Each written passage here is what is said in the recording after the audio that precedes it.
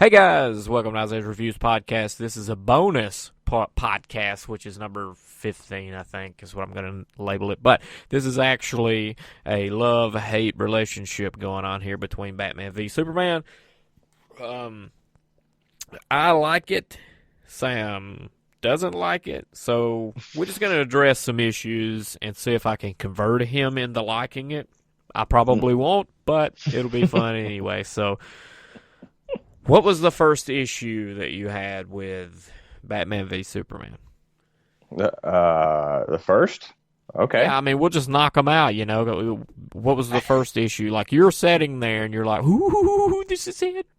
And then, boom, you're like, whoa, that's kind of weird. What was weird to you the first time? Okay, well, I was going in with I knew it wasn't gonna. I knew from the reviews it wasn't gonna be as great as in the trailers have made it out to be or whatever. So I went in with low expectations, and normally when I go in with low expectations, I come out pleasantly surprised. But I'd heard that the first half of the film is pretty good, and then it just goes off the rails in the second half. From the opening title, I was like, oh no, we got bullet time, Zack Snyder slow-mo montage scenes and we're going through the Batman's origins again, Well, except see, in Zack. I like that. I don't mean to cut you off, but the intro, I like revisiting what everybody and their mom knows. I think was important to for you to gain the relationship with Martha, because even the dad said Martha. I mean, and that was just to whenever they got to the Superman mom and the Batman mom. I think that's the only reason why that was there. I know, but I just like do a standalone Batman movie first, then do this. It's trying to jam pack too much into one, and it's a mess as we can see. Yeah, Anyway, I totally understand that. That's the reason why after it I was like, this wasn't a movie.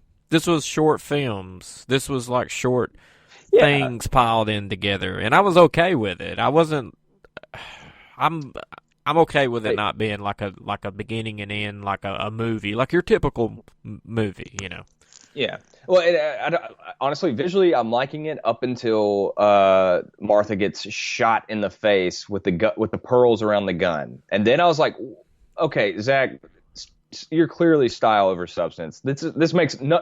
It's a Well, that was beautifully shot. that was a scene from a comic, like Was it really? yeah, like he went back and did, because I've watched some interviews with him. He's like, "Hey, I'm a comic guy, and I made this for the fans or the people." Okay. And the scene where the gun's up underneath the pearls, that's taken out of a comic. Now I don't know. Which They one? go back and they retell all the stuff, and I don't know which.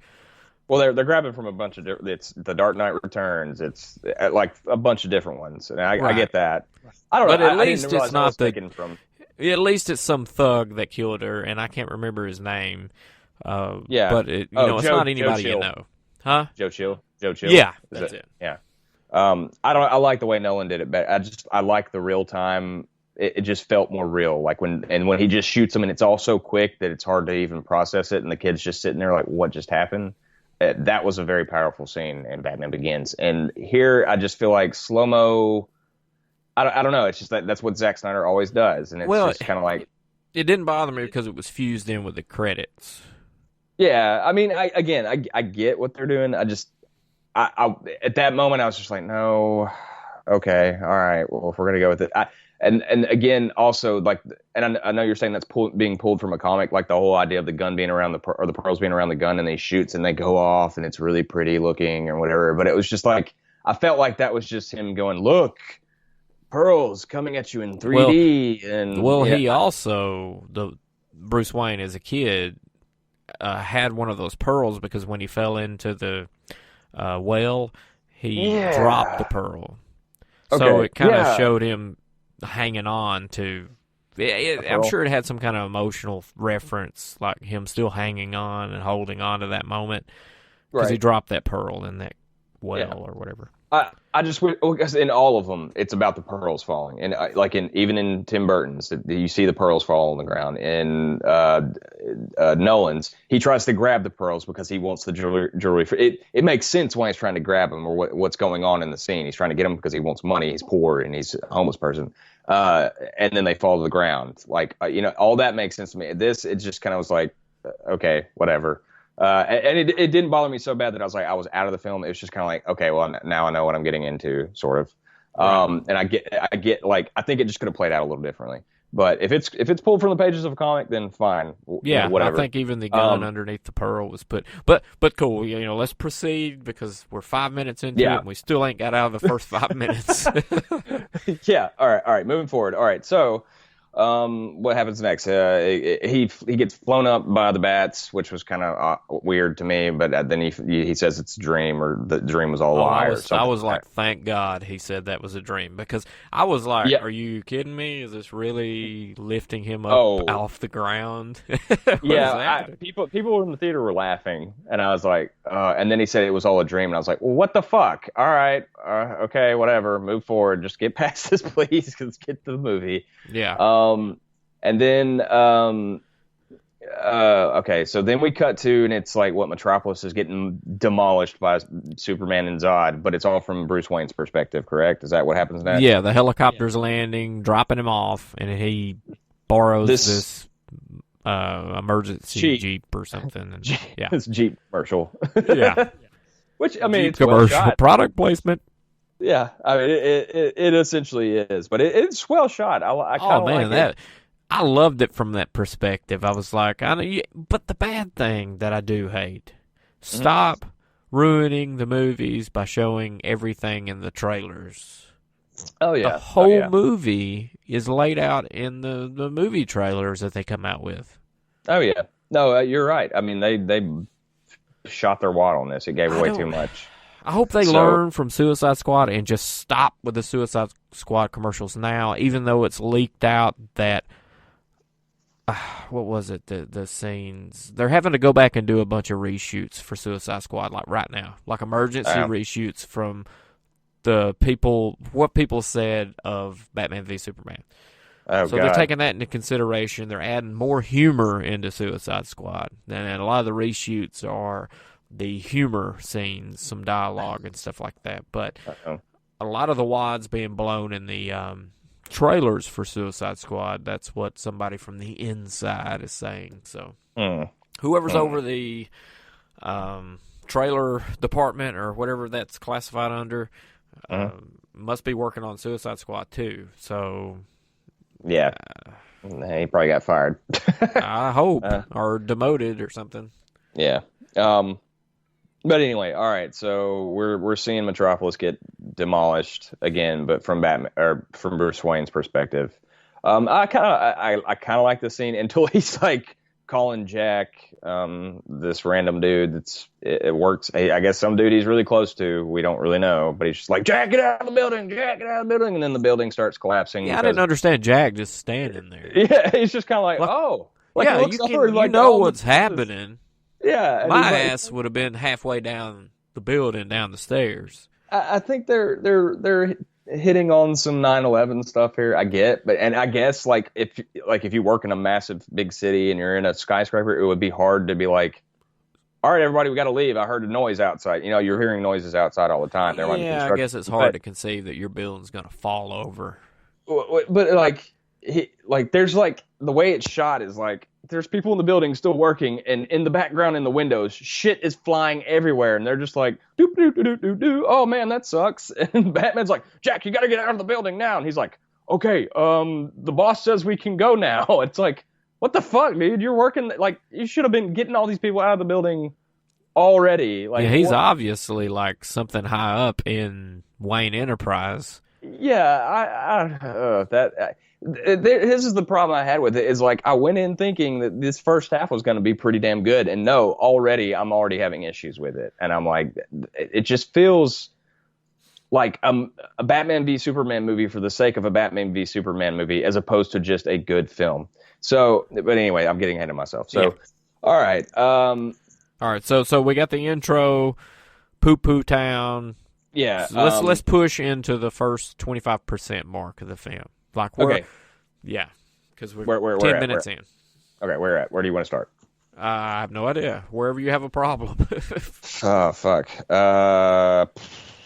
Lex. Terribly cast. Did you know? Here's a little we can talk about Lex, but here's a little quick fact. In the beginning, whenever Lois Lane's in the desert and all that, Jimmy Olsen is the one with the camera, and he gets killed. Yeah, I hated that scene too. The original Jimmy Olsen was going to be played by Jesse Eisenberg. Yeah, that's what I hear. Yeah, they decided to pull him and put him. They decided to pull him and put him into the Lex thing. Okay, so from my understanding, wasn't Jimmy Olsen just like Superman's buddy, little kid sidekick or something? Jimmy Olsen was the little photographer kid that always ran around and so now in the Zack Snyder universe, he's an FBI agent. Which he was smuggling in that beacon, I think, for him or something. But he had a gun. Didn't he have a gun? Or no, he didn't. Yeah. Because, no, I don't know. He seemed like he had some kind of military background or something. But they like hold the gun to his face and he's like, "It's okay, Lois," and they just blast his head off. And it's like, okay, it's okay. I'm about to get my face shot off. It's okay, Lois. I'm cool with this. Kill me. Yeah. Kill me. Get me out of this movie now. Superman flies in and saves her from this terrorist guy. This is all just too cluttered and confusing. Honestly, I didn't know what the fuck was going on at this point. I was just like, why are we here? Who are these people? I understand later in the film this ends up tying back to LexCorp. Yeah, I think this was all to set Superman up because Lex and Batman kind of had the same agenda. Yeah, sorta. This is all to kill Superman. That you notice that there's terrorists killing other terrorists, and there's this one particular terrorist guy who ends up later being one of Lex's goons, which is supposed to be a big character in the comics too.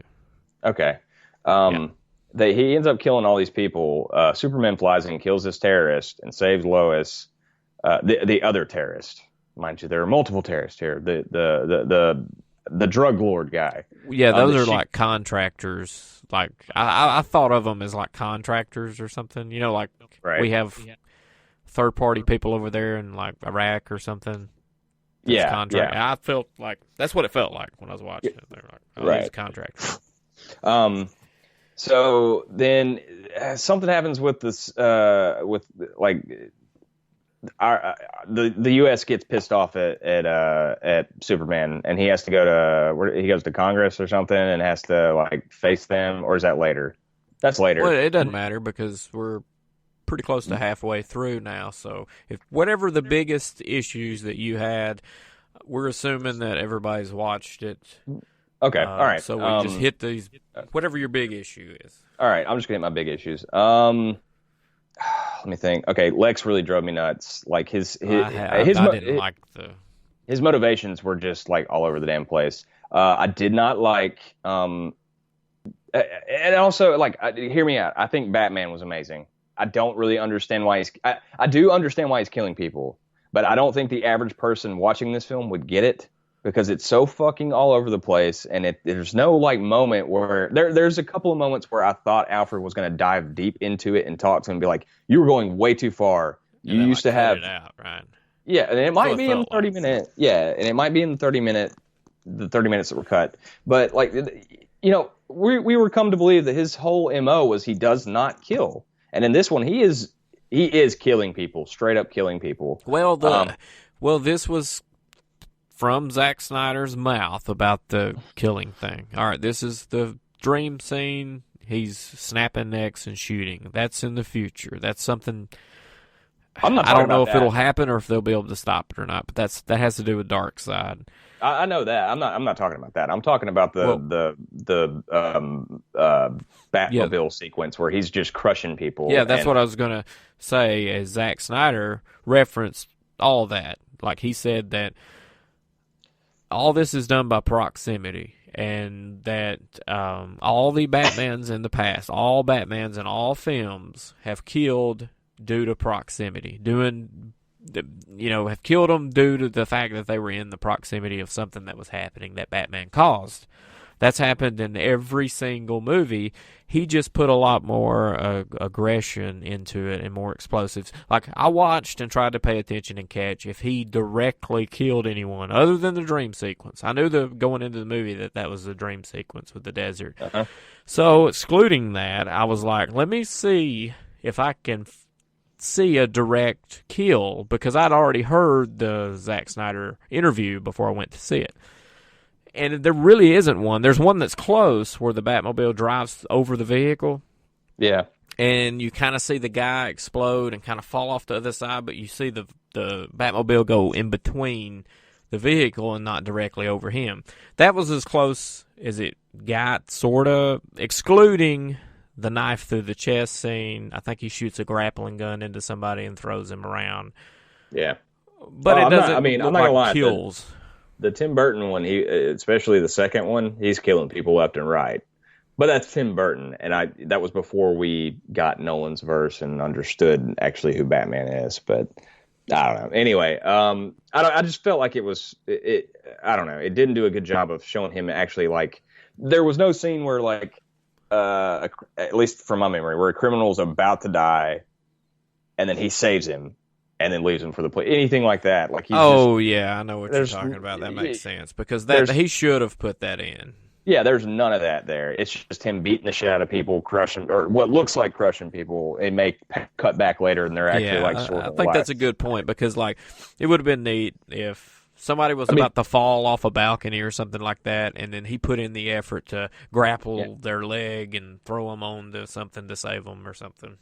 Well, I mean, just the end of The Dark Knight alone, like, he wants to kill the Joker, and then he doesn't. Or, you know what I'm saying? Like, that's the whole, like, point, and I feel like that's kind of missed here. But anyway, how much time do we have? 13 minutes. Okay. Let's scroll forward to why Batman and Superman are in cahoots to begin with. Okay. I get why Batman wants to destroy Superman, because he sees him as a potential threat, because he could destroy the Earth if he wanted to. And because the media is poorly perceiving him, correct?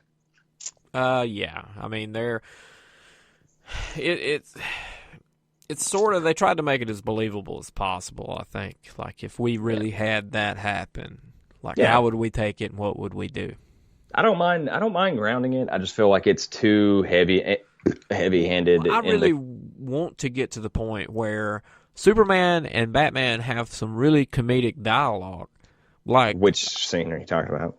I want to get to that point. Like, I know it's not gonna. I knew it wasn't going to happen in this film, but I want to get to the point to where Superman's kind of like, Batman, chill out, take a joke, have a sense of humor, and then he's like, no, he's fixated on whatever's going on and not being that funny guy. Because I think Superman can be a comedic relief to something. If you follow the comics, like the discussions back and forth between Batman and Superman. And Christopher Reeve had like some kind of, I don't know, he had some levity to him that is just not here. Okay, so let's flash forward to when they start the whole actual event that takes 2 hours to get to. Yeah. The actual fight. I don't like how this is all some master plan from Lex. Like, I would understand, or I would like it if it wasn't like, I captured your mom, Martha. Well, see, I think they had a lot of. I honestly think they were going to sneak maybe the Riddler in at some point. Either that, or they just left a little thing for him, because when they were in there fighting, there's some spray paint of the Riddler, little question mark on a column in there. Now, that could have been just a throwback to something, but I wonder if they were going to, like, try to wiggle other things in, like the letter that Bruce Wayne got there about his family or whatever. Yeah. That didn't come from the wheelchair guy. That came from Lex. Yeah, but Lex knows everything about everybody. Like, he's got this file, you know, and he knows who Bruce Wayne is, obviously. Yeah. I don't know. But anyway, I mean, the point being is, like, I was hoping it was actually going to be, yes, Lex in the background kind of playing puppeteer, but Batman and Superman really have beef with one another, and they go at it. No, it's actually Lex captures Superman's mother, and has her captive somewhere, even though he always knows where Lois is and can get to her at any That's fucking true. point. Well, did they have her gagged? Maybe she. I don't know. I don't know. I mean, like, it doesn't matter. Like, Lois was underwater, like, and was like, and like bumping her head on the rock. And, you know what I'm saying? Like, that's horseshit. He could have found his mother in 2 seconds.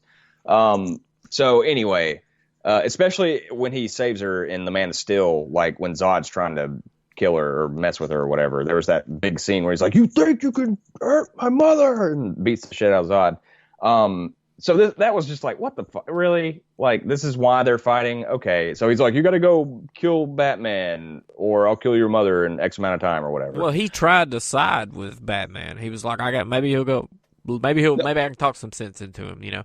And he kind of tried a little bit, but that went away pretty quick. I mean, he tried, but it's like, why? I don't He understand. He could why have done it. Like he's got my mom.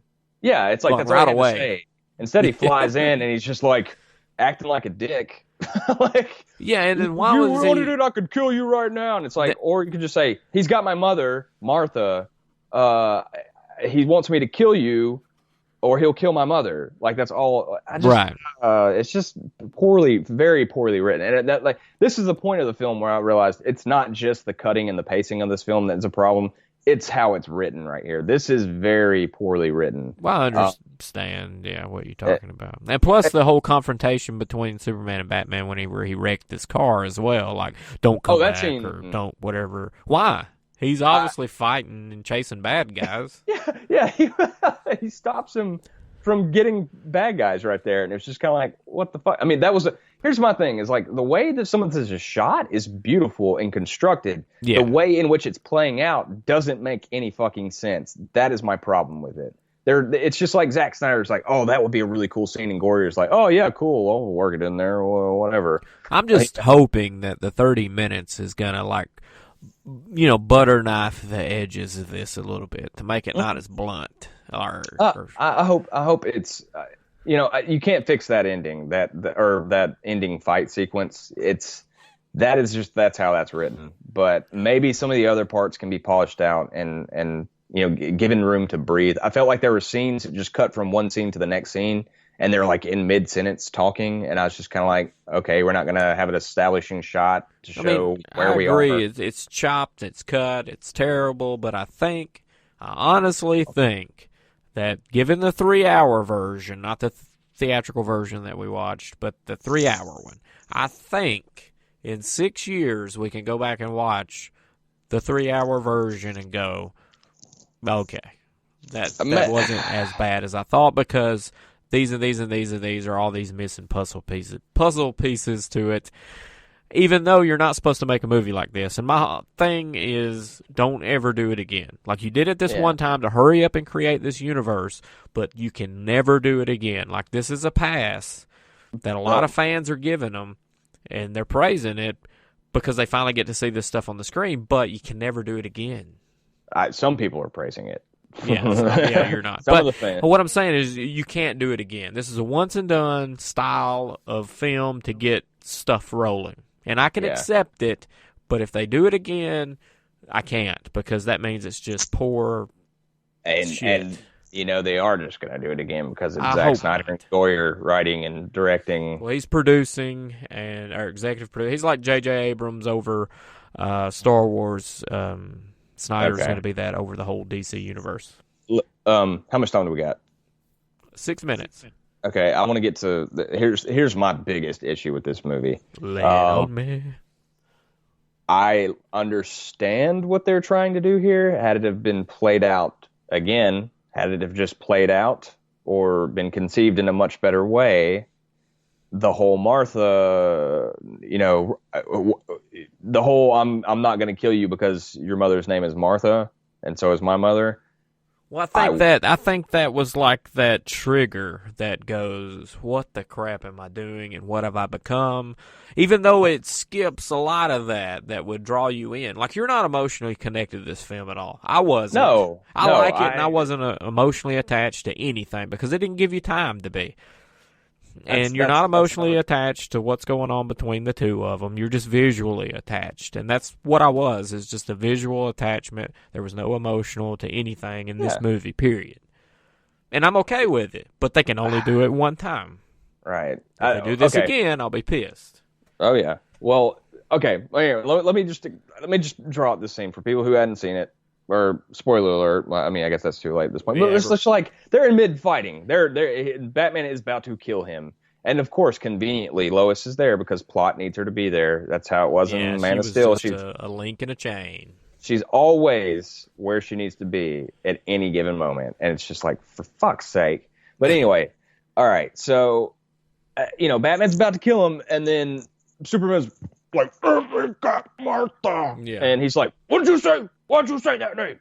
Why'd you say that?" I mean, it was laughable. Like, there were people in the theater there were a couple of hardcore DC fans that were like up in their seat, and then the rest of us were just kind of like, okay, really? Like, because he said Martha, you don't want to kill him now. Like, in my mind, I'm assuming Batman would have been like, "Why the fuck are you saying my mother's name?" and just stab him in the face with it. Like, I don't. Well, I just think that the more, like, maybe, which they didn't do a good job. Like, if they would have concentrated on one thing in this film, I think you could have had an emotional attachment to that. And they could have done a flashback to where maybe his mom tells him something of importance that brings him out of this void he's in, or his dad or something. But they didn't have any story to it. It was just a sentence, and then we're moving on. The Batman going to save his mom. Yeah. Oh, okay, and that's another thing. Okay. This was all about Superman saving his mother. And then when push comes to shove, he's just kind of like, nah, all right, how about this guy who just tried to kill me? Hey, you go save my mom. You got this. I trust you. All of a sudden he's trusting him and everything's okay. I agree. This is all chopped and fast. And like I'm saying, one time they got the pass, and that's it. Well, let's hope. Let's hope it's like mended in the Blu-ray rated R extended director's cut. I think they're learning their lesson from the critic standpoint. I honestly do, and I honestly think there's some rewrites that's going on to future stuff and some little tweaks to make sure that they fix some of the critics' issues, because critics' issues are important for long term. Like, you'll be visually odd and oohed at, but when you rewatch things over and over, you start leaning toward the critic side a lot of times. And you understand what they're talking about. Also, another cool point that I wanted to bring up real quick, since we got like 2.5 minutes. Batman's suit, his body, his physique, is actually a humongous bodybuilder, like in California. That's a mold of his body. That's not Ben Affleck's body. It's actually padding in the armored suit. And he's not really that ripped or anything. They come out, the guy come out and said it, which I don't know if he was contracted to not say anything about it, but he's a motivational speaker or something too. And there's cell phone footage of him, I think, talking about how his body mold is Batman. So wait a minute. So I thought Ben Affleck like busted his ass to train for this. He did, but he's not that big. Like, okay, well, they took a mold of like a big ass dude, and they made that suit with some padding here or there and tweaked to bulk him up. Now Henry, he's big, so that might actually be his physique, but it ain't Ben Affleck's. So we got 1:40. The death.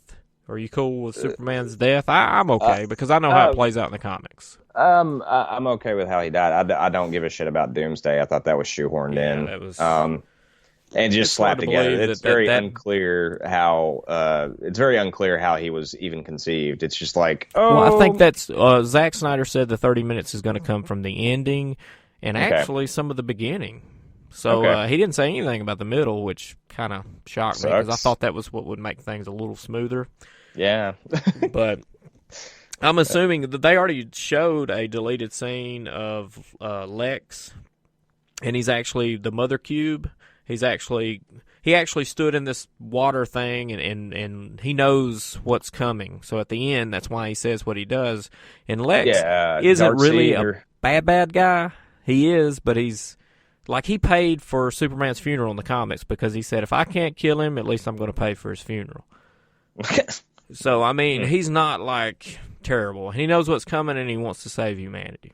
That's why he's real serious, and he was a little upset, because he saw the future through that ship, and it actually showed in the deleted scene, which you can see on YouTube now. It's got Mother Cube, and it looks like it's Darkseid's father standing there. Really? Yeah. Okay. So I don't even know who Darkseid is. Research that guy. He's pretty good.